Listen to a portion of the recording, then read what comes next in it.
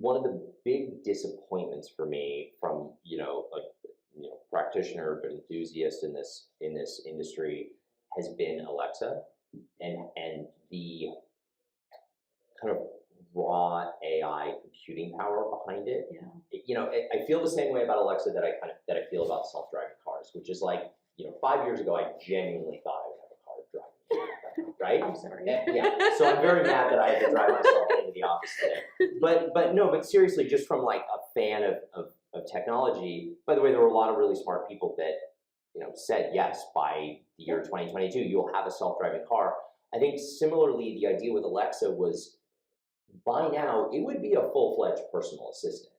And it's sort of, this is just a random tangent really, but it's sort of disappointing that you have things like ChatGPT, which everyone's talking about messing around with right now, that seems to have really a fundamentally better AI engine than this platform that 10,000 engineers have been working on for 10 years.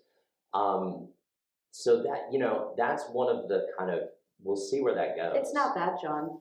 They could throw the investment, they would throw the investment at, they have the best engineers in the business who can deliver a world-class AI experience. I think the big thing to think about there is going back to the customer. And Amazon is very careful. Everything is done with a reputational lens. Yeah. And there has been a backlash and this sort of very underlying customer sentiment that, does the consumer want a personal assistant that ingrained in their life? I mean, I think about my sister and her partner, and they sort of say like, nope, we don't want the Alexa, we turn it off, we have it muted, I don't want to be tracked, I don't want to be followed. Yeah. And I think they're very careful to draw that line. Well, and I do think you're right that, ChatGPT will 30% of the time, 1 out of 3 times, be wrong or say something stupid or whatever. Amazon has Alexa do one thing for one customer out of literally millions of interactions that is wrong or offensive or, and it all of a sudden is, in the Wall Street Journal. Absolutely. So it's a fair point that similarly to the self-driving car analogy, you can't have a self-driving car that's 99% accurate.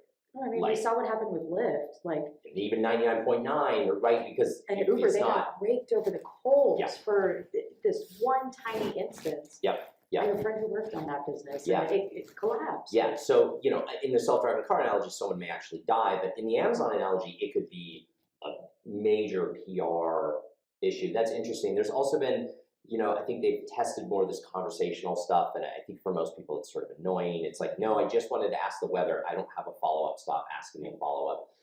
That being said, I feel like there's so much more they could do. So, they've recently made cuts on that team. It seems like it's being backburnered a little bit. I'm calling it a failure. It's interesting. I'm hopeful that what they're doing is just being realistic. That is, they're still, it's still an important initiative, but they're just expanding the timeline, going it's okay if this takes another 5 or 10 years to get where we want it to go. So they're just kind of slowing down the rate of investment, and because they're certainly not abandoning it. It's interesting.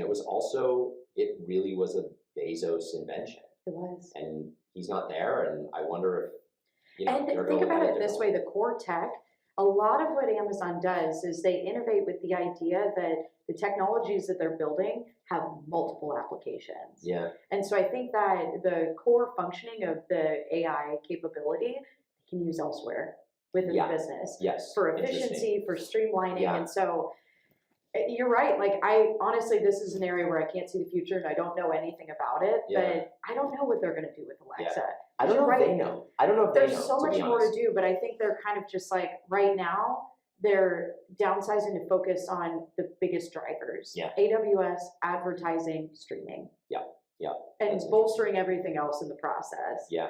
And we're hearing that through their earnings reports as well. Yeah, sure. So those are the focus areas. Yeah.